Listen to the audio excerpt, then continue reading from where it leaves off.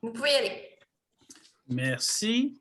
Donc, bonsoir tout le monde. Bienvenue à la séance ordinaire du Conseil de la municipalité régionale du comté Pierre de Sorel en ce 9 février 2022. Donc, on serait déjà à l'ouverture de la séance. Donc, c'est fait. Il faut comprendre que dans le cadre de la pandémie de la COVID-19, la présente séance se tient à huis clos par vidéoconférence. Il y a un enregistrement audio-vidéo sera diffusé dans les jours à venir sur le site Internet de la MRC et sur Facebook aussi. Là, on peut le nommer, là, ça va aller là aussi. On serait rendu à la lecture et adoption de l'ordre du jour. Il y a des modifications? Oui, il y a l'ajout du point 20.1, oui. La création d'un comité de vigie. Merci, Joanie, de me reprendre à l'ordre. Je l'avais mis en 20.1 justement. Donc, j'ai besoin d'un proposeur avec l'ordre du jour modifié. Là. Je vais le proposer, Alain Chapdelaine et Vincent de Guise. Ça va pour tout le monde. 4.1, introduction du préfet, présentation des prévisions budgétaires. Donc, on est rendu, c'est la soirée budget. Donc, je vais me permettre un petit mot que j'ai pondu. Donc, cette année, nous avions un grand défi au niveau de l'exercice budgétaire. Il faut comprendre le contexte. Le contexte de départ aussi, on a perdu notre directrice financière au cours de l'année. On a aussi eu le contexte de l'embauche de son remplaçant qui est arrivé début décembre 2021. Donc, c'est un défi pour le nouveau, qui est Sébastien Demers, mais c'est quand même un défi de s'arrimer à tous les chiffres de la MRC. Évidemment, le défi aussi, c'était d'arrimer ce budget-là sur les prévisions et l'adoption de toutes les villes à MRC, étant donné toute la situation qu'on vivait, les budgets des municipalités qui ont été adoptés. Je pense qu'on peut être assez fiers ce soir de dire que le défi a été relevé. Je pense qu'on a un beau budget au niveau de la MRC qu'on va vous présenter dans les prochaines minutes. Je veux remercier l'apport et le travail des gens qui ont travaillé avec moi au comité budgétaire. Je pense qu'on ne l'appelle pas comme ça, là, mais c'est le comité suivi budgétaire, merci. Donc, j'ai M. Serge Péloquin qui est avec moi, j'ai M. Michel Péloquin, Mme Diane de Tonnencourt, M. Alain Chapdelaine, évidemment, notre directeur général, Denis Boisvert, et notre nouveau directeur finance, c'est ça ton titre, je ne suis pas mal sûr, Sébastien Demers. Donc, on a fait 6 réunions en présentiel et en Zoom selon les mesures sanitaires.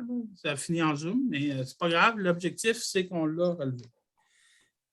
D'ailleurs, je pense qu'au nom des gens de ce comité-là, je veux aussi remercier la confiance et le soutien de nos collègues maires parce que ce n'est pas évident de présenter un budget en Zoom, là, puis se l'expliquer entre nous par la suite.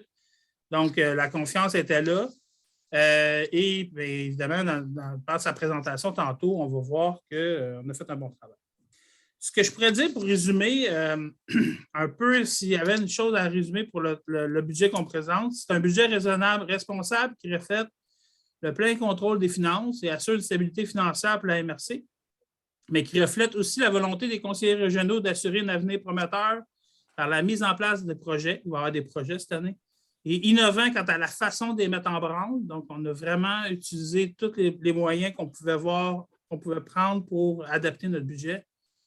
Et afin d'offrir un milieu de vie des plus enviables pour la population de notre région et surtout les gens qui voudront venir rester chez nous. Donc, sans plus tarder, moi, je veux laisser la parole à notre directeur de finances, Sébastien Demers, qui va nous faire l'exposé du budget. Merci beaucoup, Sylvain. Donc, je vais commencer tout de suite en partageant mon écran pour la présentation du budget.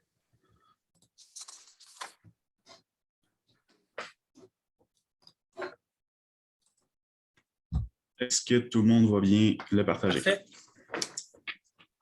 Donc, présentation du budget 2022 pour la MRC Pierre de Sorel. Donc, le premier tableau, c'est la présentation des modes de répartition pour les dépenses à travers les 12 municipalités. Donc, chacune des parties du budget sont réparties selon soit le RFU, la population, un mix des deux ou le concept de couronne. Donc, au niveau du RFU, la gestion générale des MRC ainsi que la politique culturelle est utilisée pour répartir les dépenses entre les 12 municipalités.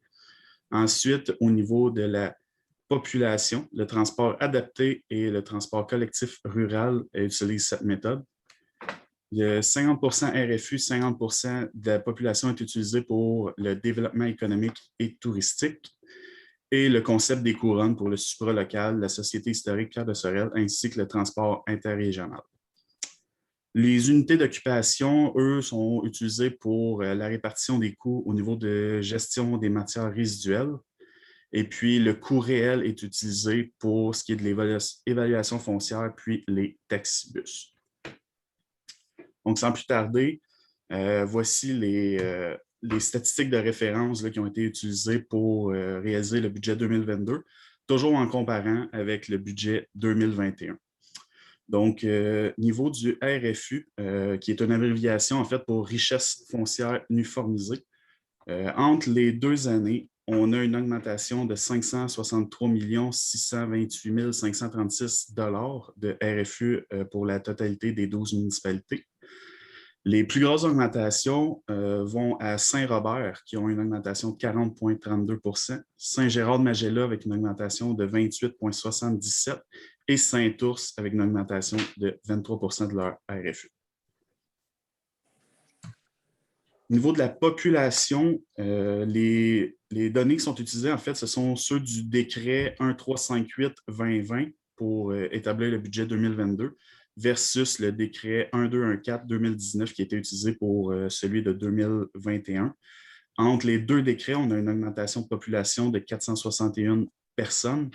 Saint-Gérard ayant l'augmentation la plus forte de 3,48 % et Saint-Roch à 3,26 %. Les bâtiments branchés, aucun changement à ce niveau, toujours 36 bâtiments branchés au réseau de la fibre optique. Et puis, c'est cette donnée-là qui est utilisée pour la répartition des coûts en lien avec justement l'entretien du réseau de la fibre optique.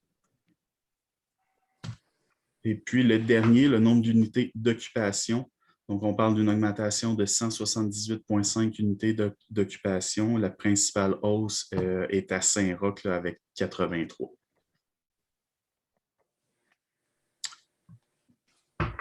Donc, un tableau qui résume en fait pas mal tout le budget d'une façon sommaire.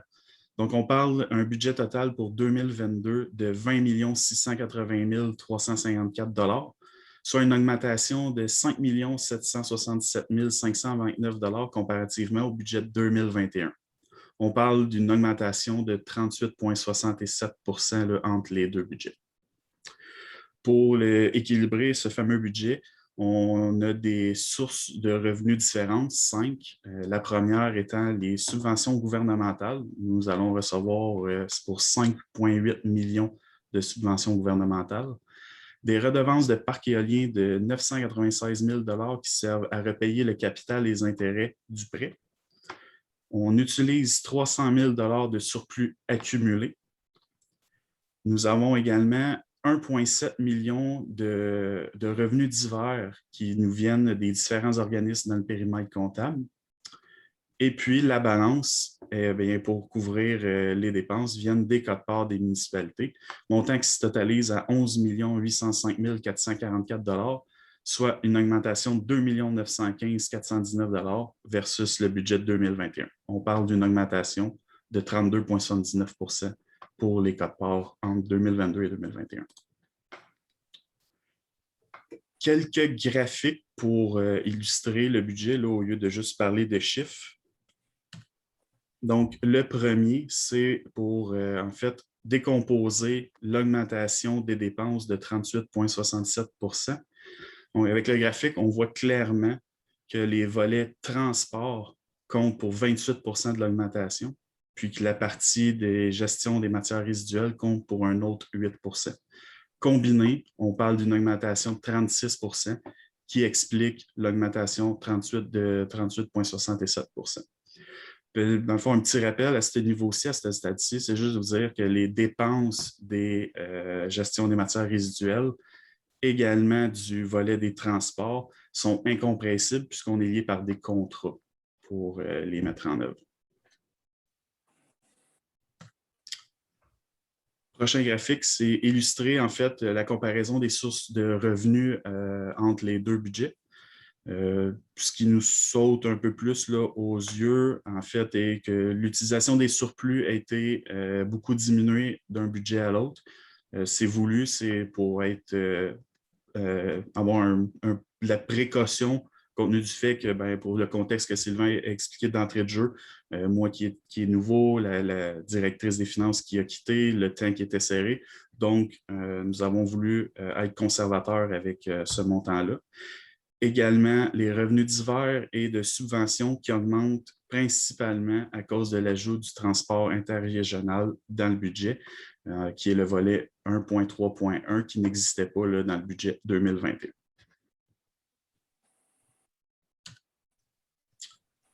Ce graphique-là, en fait, est pour montrer dans l'augmentation des quotes-parts de 32,79 %, et on voit clairement que le transport interrégional compte pour un 15 % et la gestion des matières résiduelles compte pour un autre 15 %. Donc, combiné, 30 % de l'augmentation des quotes-parts est expliquée par le transport interrégional et les gestions de matières résiduelles, qui, encore une fois, sont des dépenses incompressibles.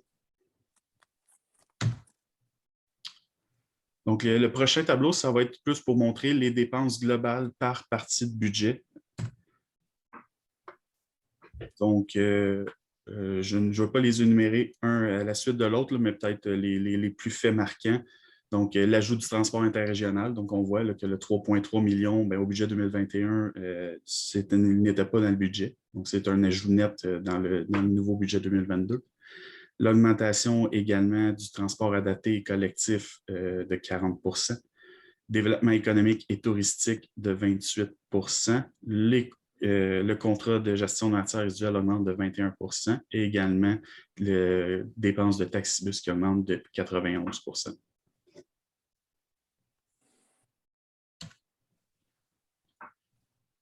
Le taux unitaire pour les gestions des matières résiduelles pour 2022 va se situer à 174,61 $.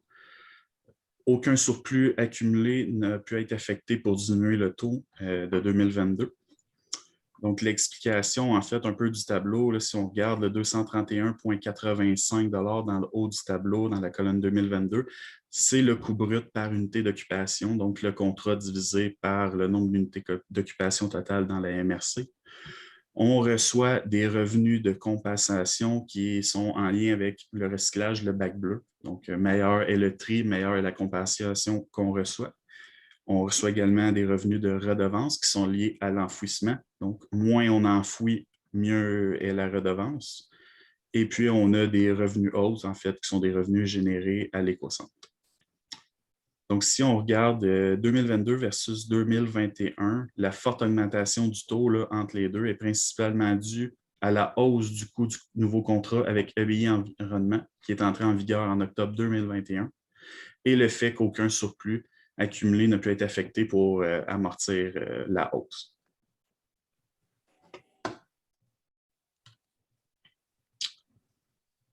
Présentation des quotes-parts par partie du budget. Donc, pour le total de la partie 1, qui comprend le fonctionnement de la MRC, l'entretien du réseau de la fibre optique, le transport interrégional, transport adapté et collectif régional, développement économique et touristique, supralocal, gestion de matières résiduelles et la Société historique Pierre de Sorel, on parle de quotes-parts totalisant 11 250 071 $ versus en 2021, 8 362 842 $.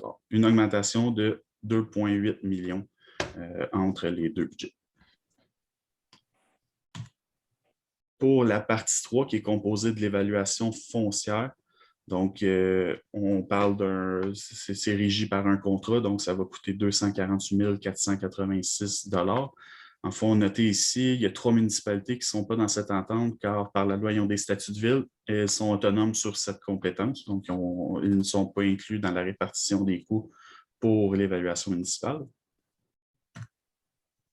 Au niveau de la partie 6, qui est les taxibus, c'est une entente entre les 3 municipalités pour se répartir les coûts du taxibus sur le territoire.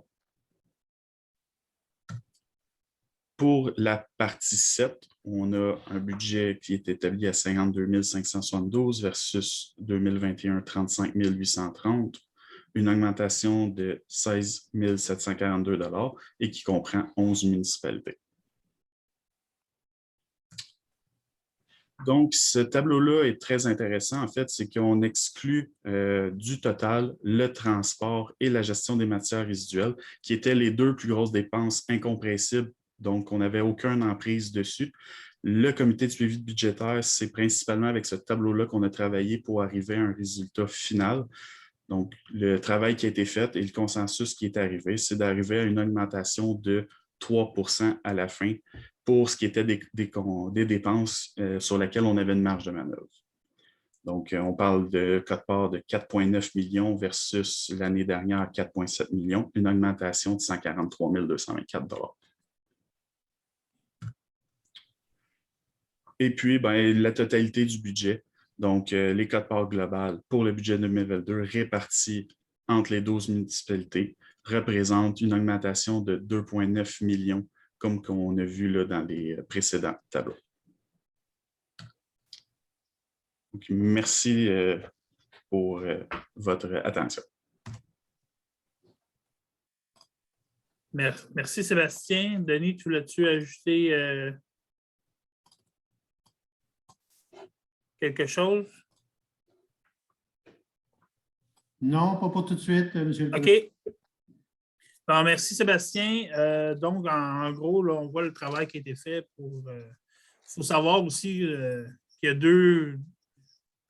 Si on prend les poubelles, les matières résiduelles et le transport collectif, c'est sûr que c'est clair que ça, c'est des services qu'on s'est donnés. Donc là, on est rendu à se le financer dans les budgets. Fait que c'est normal que ça ait un impact cette année.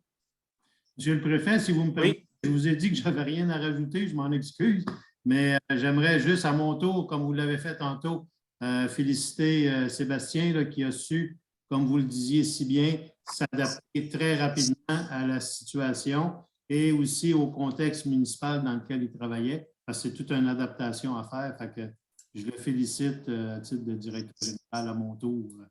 Merci, Denis. Je te connais, fait que j'étais sûr que tu avais quelque chose à ajouter. Je t'ai passé à la porte. Merci. Donc, merci Sébastien. Donc, on serait prêt à aller d'abord à l'adoption de la partie 1, telle que si on revient à l'ordre du jour. Donc, évidemment, on a eu la présentation. J'ai besoin d'un proposeur et un appuyeur. On parle quand même de revenus dépenses de 19 425 226. Évidemment, c'est un budget qui balance. Donc, j'ai Richard Potvin et Richard Gauthier. Je propose appui. Ça va pour tout le monde? On serait rendu à 4.32, qui est l'adoption de la partie 3 du budget 2022, évaluation foncière. On parle d'un montant de 254 546 divisé par les bénéficiaires. Donc, Alain Chapdelaine et M. Gilles Salva. Ça va? 4.3.3, adoption de la partie 6 du budget 2022, taxibus. Donc, on parle d'un montant de 843 840. Évidemment, vous êtes trois à pouvoir lever la main. Vincent Deguise, Michel Péloquin. Merci. 4.3.4, adoption de la partie 7, culture. Donc, on parle d'un montant de 126 745 revenus dépenses. Évidemment, j'ai besoin d'un proposeur et un appuyeur. Madame de Tonancourt. Monsieur Gilles Salva. Ça va pour tout le monde? C'est bon, Joanie? Oui, absolument. Si vous me permettez, Monsieur le Préfet, Oui. Je permettrais à Sébastien de quitter. Absolument. Merci, Sébastien. Bonne Merci soirée. à tous. Merci. Merci. 5.1, adoption du procès-verbal de la séance du 19 janvier. Donc, évidemment, il y a vous avez pu le consulter. J'aurais besoin d'un proposeur et un appuyeur. J'ai Richard Gauthier, Vincent Deguise. C'est bon pour tout le monde. Point 6, autorisation des dépenses. Là, je regarde vite. Pour février 2022, totalisant 1 503 721,51 sous. Ça aussi, évidemment, le directeur général, le secrétaire trésorier certifie qu'on a les crédits suffisants. Ça, c'est l'élément le plus important, d'être capable de payer. J'ai M. Chapdelaine et Mme Marie Léveillé. Ça va? On serait rendu à 7 rapports mensuels des conseillers régionaux. Je ne sais pas si j'ai des gens parmi mes collègues qui auraient un rapport à donner. Il n'y a pas vraiment eu de rencontre à ce niveau-là. Là. On a plus travaillé sur le budget, hein, on s'entend. Ça va, il n'y aurait pas d'éléments à ce niveau-là. 8.1.1, avis de la MRC sur les documents d'urbanisme municipalité de Saint-Roch de Richelieu. Oui, il y a 2 avis concernant cette municipalité-là, donc 2 règlements qui modifient leur règlement de zonage. Le premier qui amende le règlement de zonage concernant les usages de la zone CB pour ajouter un usage de magasin de biens d'équipement, d'exclure de cette zone les projets d'ensemble, d'ajouter des normes d'implantation concernant les étages et aussi des ajouts de points liés aux enseignes lumineuses. Le règlement là, ne contrevient pas aux objectifs et aux dispositions du schéma d'aménagement. Donc, la coordonnatrice à l'aménagement du territoire vous recommande d'approuver ce règlement. Et concernant le deuxième, je fais la même résolution, une résolution pour les deux. Donc, pour le deuxième, c'est concernant les normes d'implantation des lots de coins dans les zones RA, RM et RC. Et pour la deuxième partie, pour les zones CA et CB, encore une fois, là, la coordonnatrice à l'aménagement du territoire considère que ça ne contrevient pas aux objectifs et aux dispositions du schéma d'aménagement. Donc, vous recommande d'approuver les 2 règlements. Parfait. Donc, j'aurais besoin d'un proposeur, s'il vous plaît. J'ai Richard Potvin et Denis Benoît appuie. Ça va? 9.1, on a quand même quelques avis de motion. Donc, évidemment, je vais avoir besoin de votre collaboration. Donc, 9.1, un avis de motion concernant le projet de règlement établissant les règles de régie interne du comité technique en sécurité civile. J'aurais besoin de quelqu'un pour un avis de motion. C'est-tu le préfet d'office ou c'est... non, hein, c'est n'importe qui. Hein, c'est ça. Ça peut être n'importe qui. Je dois juste faire la présentation du règlement. Oui, vas-y, Joanie, je m'excuse. Pas de problème. Donc, le premier qui est les règles de régie interne du comité technique en sécurité civile. Donc, en fait, c'est pour faire la création de ce comité technique-là qui va se composer de 8 membres, de 3 directeurs généraux ou coordonnateurs du plan de sécurité civile, de 2 directeurs ou officiers des services de sécurité incendie, d'un représentant du ministère de la Sécurité publique et d'un représentant de la Sûreté du Québec. Le tout là, en collaboration avec le coordonnateur à la sécurité incendie et civile de la MRC. Donc, c'est les règles de fonctionnement habituelles là, pour les comités de la MRC. Merci, Joanie. Donc, j'aurais besoin d'un quelqu'un pour donner l'avis de motion. Gilles Salva. On s'est rendu à 9.2, avis de motion et présentation d'un projet de règlement établissant une tarification pour la fourniture de certains biens et services. Oui, donc c'est un règlement qui revient presque annuellement. Donc, cette fois-ci, c'est pour ajouter 4 points plus spécifiquement. Le premier, qui est un taux horaire pour les services du coordonnateur en sécurité incendie et civile dans le cadre de l'entente de service pour une entente de service là, qui sera signée avec les municipalités et les services incendie pour l'analyse d'événements, qui est la spécialité de notre coordonnateur incendie et civil. On ajoute également un point concernant le taux horaire pour les services de la firme mandatée en remplacement de la coordonnatrice aux technologies de l'information, le tout pour pouvoir facturer les municipalités, et aussi pour les frais reliés aux 2 contrats là, que nous avons octroyés dans le cadre de la fibre optique qui sera facturé aux municipalités là, selon le coût réel du contrat. Merci, Joanie. Donc, j'aurais besoin de quelqu'un pour donner l'avis de motion. Vincent Deguise. On serait rendu à 9.3, avis de motion et présentation des projets de règlement de quote-part par partie de budget. Donc, il va y avoir quelques avis de motion à donner. Oui, effectivement, il y en aura 1, 2, 3. 4. On a 4 règlements de quote-part qui suivent l'adoption du budget que nous venons de faire. Donc, le premier qui est la partie 1 du budget.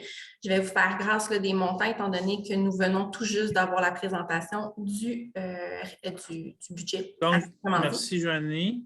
Donc, pour la partie 1, j'aurais besoin de quelqu'un pour donner l'avis de motion, s'il vous plaît. Oui. J'ai Richard Gauthier. Pour la partie 3, mettons dans la même logique. Exactement. Qui était... Pour l'évaluation foncière, la partie 3. Évaluation foncière, donc il faut être client. Donc, j'ai Alain Chapdelaine. La partie 6. Qui est Taxibus. Taxibus, Vincent Deguise, qui donne l'avis de motion. Puis pour la partie 7, qui est culture, Exact. j'ai Diane de Tonancourt. Parfait. Merci. Parfait. 10.1, annulation des frais d'ouverture de dossier dans le cadre de la vente pour taxes, les ventes pour taxes. Oui, donc en Défaut fait, c'est vente pour défaut de paiement de taxes. C'est ça, exact. De 2022, étant donné qu'on est toujours dans un contexte de pandémie, que c'est des frais de 250 $ qui étaient facturés aux citoyens là, lorsqu'on avait ouvert un dossier de vente pour taxes. Donc, de consensus des conseillers régionaux pour l'année 2022, on annule les frais d'administration de 250 $. Parfait. Donc, j'aurais besoin d'un proposeur. J'ai Gilles Salva et Denis Benoît. Ça va pour tout le monde? 10.2.1, confirmation des engagements prévus au budget 2022. Donc, développement économique, Pierre de Sorel. Oui, pour un montant total de 466 000 $, donc 300 000 en quote-part et 166 000 de la part du FR volet 2, partie 2. Donc, on confirme les engagements budgétaires là, qui ont été discutés précédemment. Merci, Joanny. Donc, j'aurais besoin d'un proposeur. J'ai Richard Gauthier, appuyé par M. Potvin. Merci. Ça va pour tout le monde. Donc, 10.2.2, confirmation des engagements prévus au budget 2022 pour la coopérative de services Internet Pierre de Sorel. Oui, donc dans le même ordre d'idée, pour un montant de 10 000 $ privé à même le Fonds Région Ruralité, volet 2, partie 2. Merci. J'aurais besoin d'un proposeur. J'ai Denis Benoît, Marie Léveillé. Merci. 10.2.3, confirmation des engagements prévus au budget 2022, l'Office du tourisme et congrès des vallées de l'archipel du Lac-Saint-Pierre. Oui, donc un montant de 193 000 là, qui est alloué pour l'Office de tourisme. OK, la même chose, j'ai besoin d'un proposeur. Monsieur Péloquin, Michel Péloquin et Vincent Deguise. Merci. On serait rendu à 10.2.4, confirmation des engagements prévus au budget 2022 pour le réseau cyclable de la Sauvagine.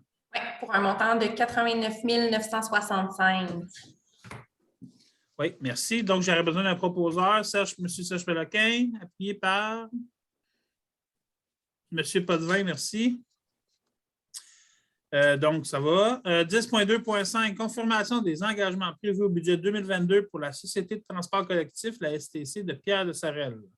Oui, pour un montant total de 4 172 810 qui est réparti là, pour le transport adapté, le transport collectif rural, taxibus et transport interrégional. Merci. Donc, proposé par Serge Péloquin, appuyé par Alain Chapdelaine. Merci. 10.2.6, Société historique Pierre de Sorel et autorisation de conclure un nouveau protocole d'entente. Oui, en fait, il y a cette particularité-là pour celui-là. Donc, c'est un montant de 100 000 $ qui est prévu là, qui est réparti en quote-part et qui découle du FR volet 2, partie 2. Et on autorise là, le directeur général à signer pour et au nom de la MRC le protocole d'entente pour l'année 2022. C'est une question là, de date pour les virements, pour faire un virement en deux virements égaux, donc 250 000 là, à des dates précises. C'est pour ça qu'on devait modifier le protocole d'entente. Merci, Joanny. Donc, j'aurais besoin d'un proposeur. M. Richard Gauthier, Vincent Deguise, appuie. Si. Ça va pour tout le monde. On se rendu à 10.3, financement des dépenses de la partie 5 relative aux travaux d'entretien et d'aménagement des cours d'eau. Oui, en fait, c'est que pour la partie 5, on n'adopte pas nécessairement de règlement de quote-part. Par contre, on doit quand même avoir un mode de financement. Donc, ce qu'on fait état, c'est que le budget comporte autant de parties qu'il y a de catégories de fonctions. Dans ce cas-là, on doit quand même attester que les crédits nécessaires aux activités financières sont suffisantes. Donc, on finance les dépenses de la partie 5 relatives aux travaux d'entretien et d'aménagement de cours d'eau à partir des revenus excédentaires liés à cette fonction, étant donné que les travaux de cours d'eau là, sont facturés directement aux municipalités selon les coûts des travaux. Merci. J'aurais besoin d'un proposeur, s'il vous plaît. M. Vaucoin et Richard Potvin. Ça va? On serait rendu à 11.1. Adoption de la mise à jour de la politique de soutien aux entreprises et de la politique de soutien aux projets structurants pour améliorer les milieux de vie 2022-2023. Oui, alors, Monsieur le Préfet, c'est ça, c'est en lien avec le fait que la loi sur les compétences municipales nous donne le pouvoir de signer des ententes avec le ministère des Affaires municipales. Le gouvernement nous reconnaît comme étant les organismes responsables, reconnaît les MRC comme étant les organismes responsables du développement régional. Et puis, il faut, dans le cadre de l'entente que nous avons signée pour le Fonds Région Ruralité, adopter les deux politiques que vous avez fait mention, le soutien aux entreprises et le soutien aux projets structurants. C'est une démarche qu'on fait annuellement. On renouvelle ces ententes-là. Et à partir de là, dans les délais requis, ça permet à la MRC de déléguer ou de clarifier les conditions qui vont s'appliquer pour que Développement économique Pierre de Sorel applique les critères identifiés pour, dans le fond, dans les demandes d'aide financière des entreprises. Alors, c'est une démarche, comme je le disais tantôt, une démarche annuelle. C'est une démarche pour permettre l'adoption de ces deux politiques-là, politique des projets structurants et de ce soutien aux entreprises. Merci, Denis, c'est clair. Donc, j'ai besoin d'un proposeur. J'ai vu Serge Péloquin, appuyé par... Qui veut l'appuyer? M. Potvin, merci. On serait rendu à 11.2, soutien des priorités annuelles d'intervention pour 2022-2023. Bon, c'est dans le même contexte que pour 11.1. Alors, vous adoptez annuellement toujours les priorités, les orientations, dans le fond, puis c'est pour indiquer, dans le fond, aux différents promoteurs qui veulent avoir accès à des fonds, bien, qu'est-ce qu'ils doivent, dans quel cadre ils doivent réaliser leur activité. Et puis, cette année, bien, on a rajouté les orientations qui proviennent de la politique en développement social. Les autres années, on ajoutait les orientations qui étaient prévues dans la planification stratégique territoriale de la MRC pour les années 2017 à 2022. Et puis là, bien, vous vous rappelez, là, la politique en développement social a été adoptée récemment par le Conseil. Il y aura un plan d'action à mettre en œuvre sous peu. Mais à partir de là, on a déjà intégré les orientations de ces pas des deux organismes, mais les deux documents qui ont été adoptés formellement par le Conseil de la MRC. Alors, ça prend un proposeur puis un secondaire. Merci. Donc, ça me prendrait un proposeur. Oh. J'ai Vincent Deguise et Marie Léveillé pour appuyer. On serait rendu à 12.1, modification des résolutions numéro 2020-09-274 et 2020-09-275. Autorisation en vue de la facturation des services professionnels relatifs au réseau de fibre optique. Oui, donc c'est dans la même lignée que ce que je vous ai expliqué tout à l'heure pour le règlement de tarification. C'est en lien avec l'octroi de deux contrats que nous avons fait en 2020. Le premier concernant la connectivité Internet et la sécurité du réseau de fibre optique et le deuxième pour la mise à niveau de l'équipement d'allumage, de distribution et d'accès lié encore une fois, au réseau de fibre optique. C'est deux contrats qui sont pour une durée de 5 ans. Dans la résolution initiale en 2020, on avait pris en considération, dans les considérants, là, que les coûts nets seraient redistribués aux municipalités. Par contre, on n'avait pas indiqué dans la résolution à proprement dit l'autorisation que ces coûts nets-là puissent être facturés aux municipalités. Donc, on modifie ces deux résolutions-là pour justement ajouter le point de forme qui autorise que le coût net de ce contrat, de ces contrats pour les deux contrats, soit réparti annuellement sous forme de services rendus entre les 11 municipalités de la MRC qui bénéficient de la connectivité Internet et ce, au prorata du nombre de bâtiments connectés au réseau de fibre optique pour chacune des municipalités. Merci, Joanie. Donc, j'ai besoin d'un proposeur.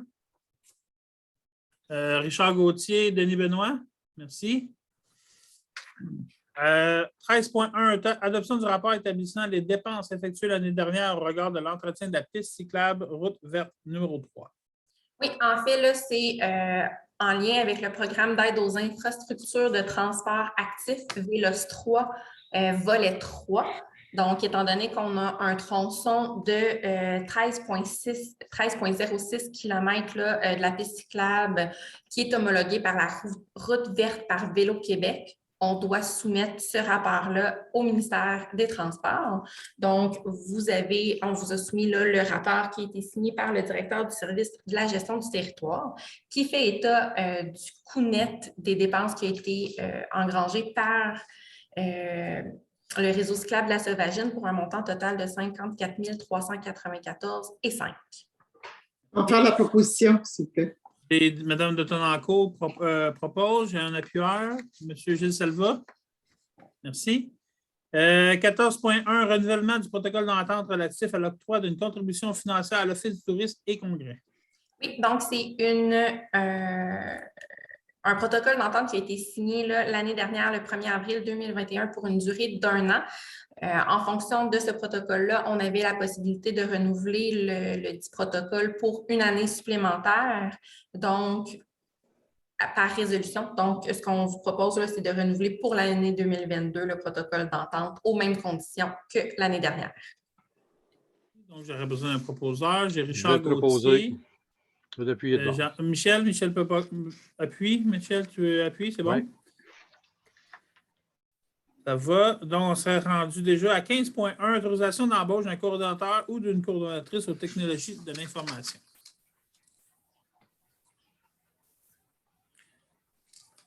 Monsieur le préfet, bon, regardez, c'est... OK, il est démuté. C'est ça, c'est dans le contexte où notre technicienne à l'informatique, coordonnatrice à l'informatique, a quitté son poste à la fin de l'année 2021. On a lancé un processus pour procéder à son remplacement, pour voir le poste laissé vacant. Et puis, compte tenu qu'il y a une prochaine séance uniquement le 9 mars et qu'on est en processus, on a des candidatures intéressantes et il reste des validations à faire. Mais pour éviter d'avoir à reporter l'embauche d'1 mois, alors qu'on a besoin de la ressource le plus rapidement possible, on apprécierait si vous pouviez nous autoriser à embaucher, suivant la décision du comité de sélection, la ressource qui sera la meilleure pour pourvoir le poste. Alors, ça prendrait, c'est ça, c'est une résolution qui permet de devancer l'entrée en vigueur de la nouvelle ressource. Parfait, merci. Donc, j'aurais besoin d'un proposeur pour ce sens-là. J'ai M. Denis Benoît et Michel Péloquin. Ça va? Donc, d'ici le 9 mars, le processus devrait être fait. Oui. Donc, 16.1, demande d'aide financière, programme d'aide au développement du transport collectif, volet 1. Oui, donc, c'est pour... en fait, autoriser le directeur général de la Société de transport collectif de Pierre de Sorel pour et au nom de la MRC à signer la demande de subvention dans le cadre du programme d'aide au développement de transport collectif pour 2021, le volet 1, pour la période là, du 1er janvier au 31 décembre 2021. Également, on délègue à notre organisme mandataire, donc la STC, la responsabilité de soumettre la dite demande de subvention et également que la demande... on demande que tout ajustement ultérieur auquel la STC pourrait avoir droit pour l'année 2021 lui soit versé à la suite du dépôt des pièces justificatives, excusez-moi, et évidemment là, que la copie de la présente résolution soit transmise au ministère des Transports. Joanie, donc j'aurais besoin d'un proposeur, M. Péloquin, Serge Péloquin et Richard Potvin. Ça va pour tout le monde? 16.2, demande au ministère des Affaires municipales et de l'Habitation pour obtenir une autorisation de cautionnement au bénéfice de la Société de transport collectif Pierre de Sorel. Oui, donc dans la même lignée, c'est une demande que nous avons reçue du service de transport collectif de Pierre de Sorel qui désire là, obtenir une marge de crédit auprès d'une institution financière et pour laquelle l'institution financière désire obtenir une caution de la part de la MRC. Pour ce faire, là, la MRC a la possibilité de le faire, mais doit procéder à une demande d'autorisation auprès du ministère des Affaires municipales. Donc, la résolution serait pour autoriser de se porter caution en faveur de la Société de transport et également là, de faire la demande au ministère des Affaires municipales pour l'autorisation de se rendre caution de cette obligation-là. Parfait. Donc, j'aurais besoin d'un proposeur. M. Alain Chapdelaine, appuyé par Vincent Deguise. Ça va pour tout le monde. On sera rendu au point 17, analyse des demandes d'appui reçues. Donc, on en a 4 ce soir. Oui, exactement. La première qui arrive de la MRC de Brome-Missisquoi relativement au financement de la recherche sur la maladie de Lyme. Donc, en fait, là, ils font état des impacts que cette maladie-là a sur les citoyens. Plus spécifiquement, là, il y a un considérant que des projets de recherche sont en cours pour réduire les incidences de la maladie de Lyme et que des équipes de recherche requièrent du financement du milieu municipal à cause du manque d'appui du réseau public de la santé et des services sociaux. Et également là, que la prévention en santé publique est sous-financée au Québec. Donc, on demande au ministère de la Santé et des Services sociaux du Québec que le financement de la santé publique et plus particulièrement pour la recherche sur la prévention de la maladie de Lyme soit augmenté afin que le ministère puisse soutenir adéquatement les besoins de recherche qui actuellement doivent être assumés par le milieu municipal. Parfait. Je pense qu'on avait un consensus d'appuyer cette mesure-là. Est-ce qu'on prend une résolution avec un proposeur appuyeur, donc Richard Potvin et M. Michel Aucoin? La seconde. La deuxième concernant le radon. Donc, en fait, ce serait que le Conseil de la MRC là, appuie la campagne provinciale de sensibilisation contre le radon de l'Association pulmonaire du Québec. Et dans les considérants, là, on fait état que l'APQ travaille à sensibiliser la population québécoise à la problématique environnementale, entre autres celle relative au radon, et que le radon, là, c'est un gaz radioactif d'origine naturelle qui provient de la désintégration de l'uranium présent dans la croûte terrestre et qui, par conséquent, s'infiltre partout dans l'environnement. Donc, là, on parle plus particulièrement de sensibilisation là, au niveau des citoyens. Parfait. Ça aussi, on avait un consensus. Est-ce que j'ai un proposeur? Richard Gauthier et Denis Benoît. La troisième demande d'appui? Ça vient... Du CAM? Mettons qu'on prend le Ça CAM. vient du Centre d'action bénévole, c'est ça? Oui. Oui.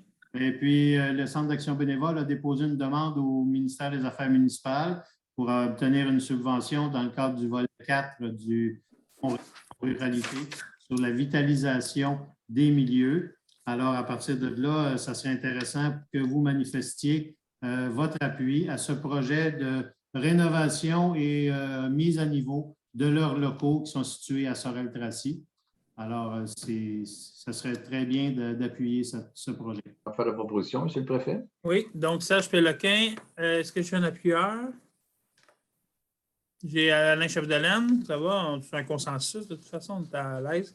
La quatrième résolution d'appui, c'est en lien avec le règlement de Transport Canada qui concernant la vitesse de la rivière Richelieu dans la MRC voisine.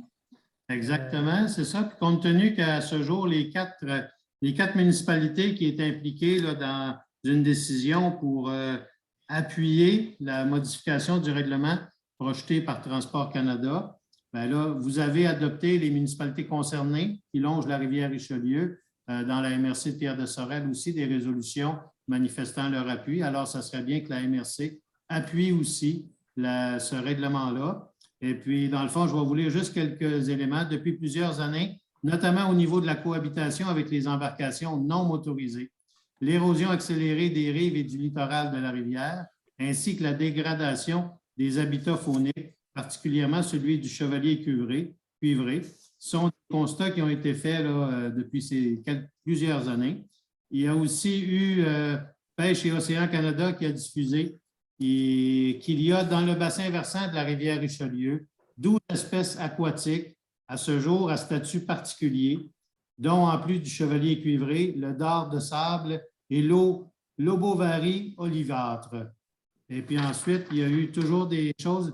Les 4 municipalités de la MRC de la vallée du Richelieu concernées par la rivière sont d'avis aussi. Ils ont manifesté formellement leur accord récemment avec ce projet de règlement qui vise, là, dans le fond, à diminuer la vitesse sur la rivière Richelieu, mais dans le chenal central, et pour favoriser aussi tous les problèmes qui ont été observés de la sécurité, dans le fond, entre les embarcations motorisées et non motorisées. C'est un constat qui a été fait aussi. Fait que c'est des motifs qui ont... Il y a l'érosion des berges aussi qui se rajoute à ce motif-là.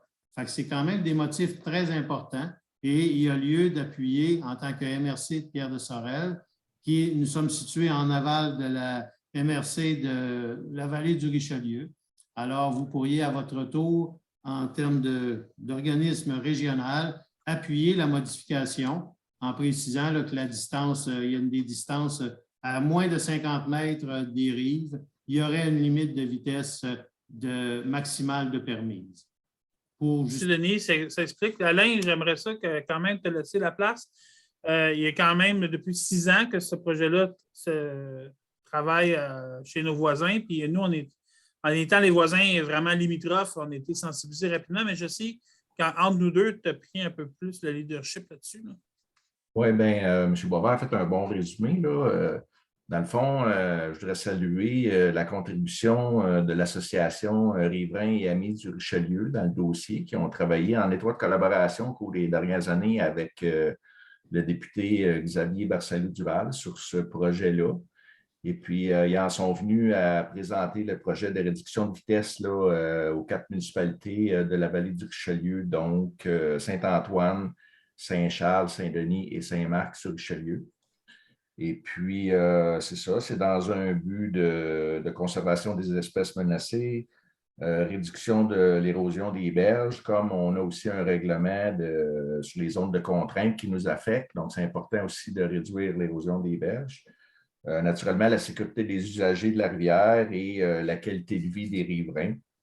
Donc, la proposition de l'autre côté, c'est une réduction de vitesse à 10 km/h pour ce qui est de moins de 50 mètres du rivage et 50 km au centre de la rivière.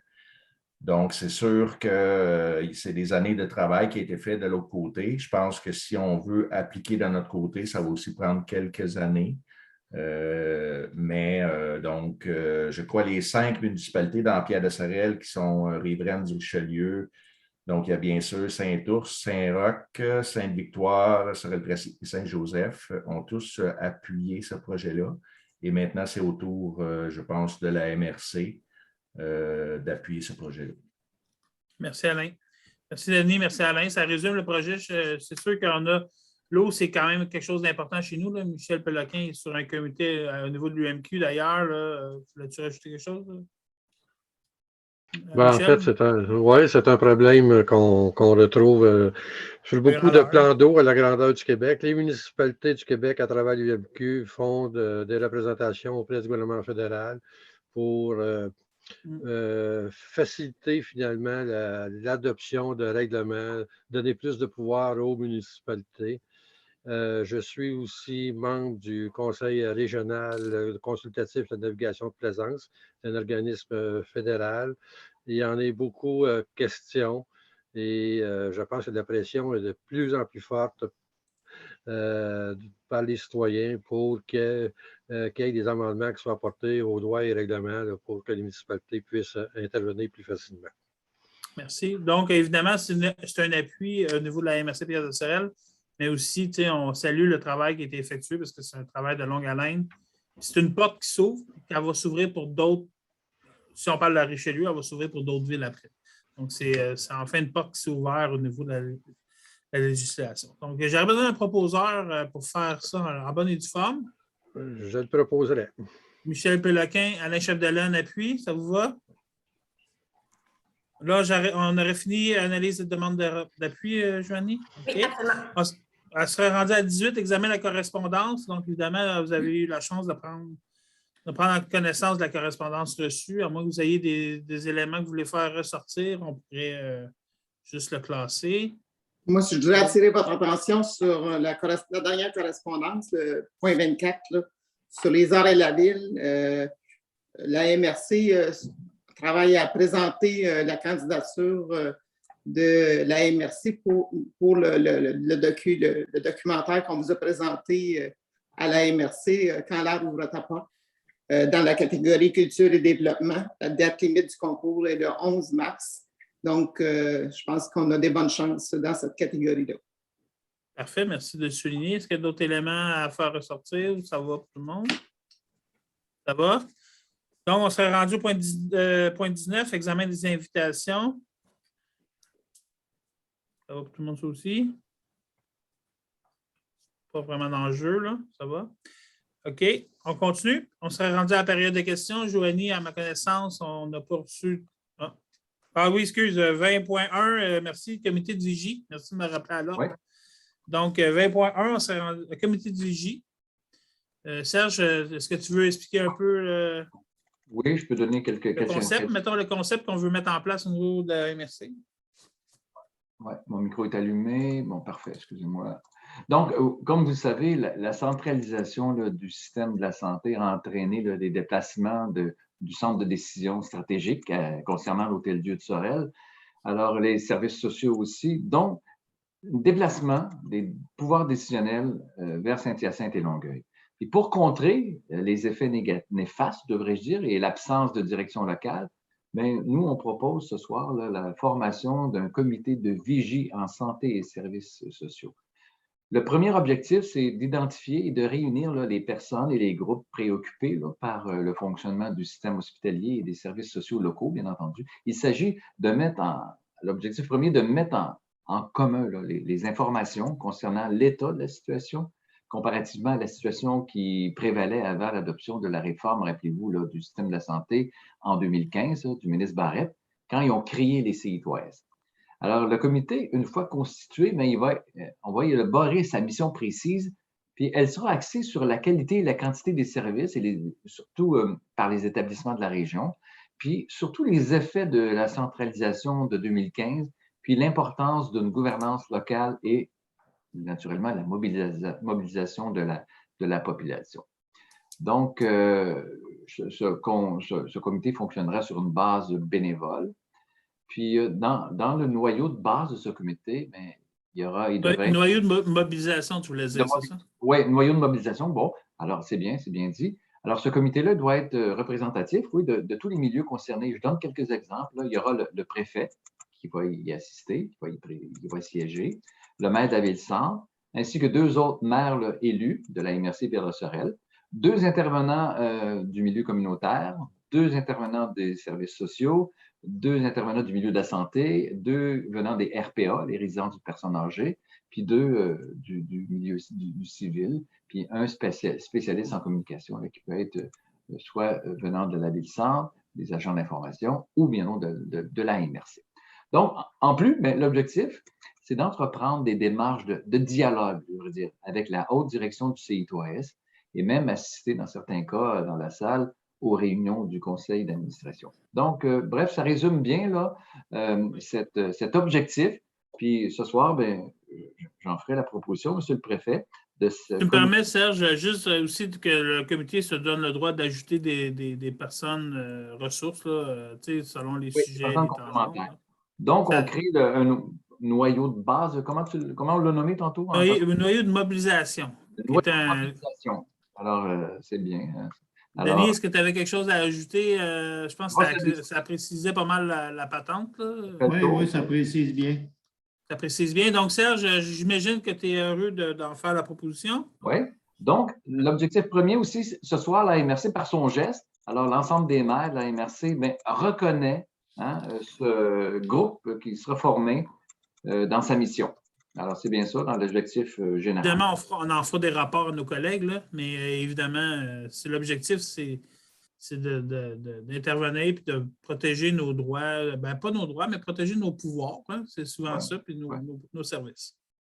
C'est ça. Alors, j'en fais la proposition, Monsieur le Préfet. Serge Péloquin fait la proposition. Est-ce que j'ai un appuyeur? J'ai Marie Léveillé. Merci. Oui. Donc, on serait rendu à la période de questions, là, Joanie, je suis à la bonne place? Absolument. Merci. Donc, période de questions, on n'en a pas eu. Donc, on n'a pas de questions. Donc, évidemment, si vous avez d'autres questions à un moment donné, vous les poserez, mais en souhaitant que bientôt on soit en présentiel pour vrai, là, ça sent ça. Bien, écoutez, moi, sans plus tarder, on serait rendu à la levée de la séance. Donc, je vous invite. La prochaine séance, c'est le 9 mars prochain. On peut penser que ça pourrait être une des premières présentielles depuis beaucoup d'années. Quasiment 2 ans avec la pandémie, on ne s'est pas vu souvent avec des citoyens. On peut penser que si la cycle va s'ouvrir là, on verra, on va vous informer comme il faut dans nos différentes plateformes. Là. Donc, évidemment, on va s'adapter aux règles sanitaires. Évidemment, là, on ne fera pas rien d'illégal. Donc, on serait rendu à la levée de l'Assemblée. Donc, j'aurais besoin d'un proposeur. Alain Chapdelaine et Marie Léveillé pour appuyer pour lever la séance. Donc, merci beaucoup. Puis on se revoit le 9 mars. Merci. Bonsoir. Bonsoir. Merci, bonne soirée. Merci, bonsoir.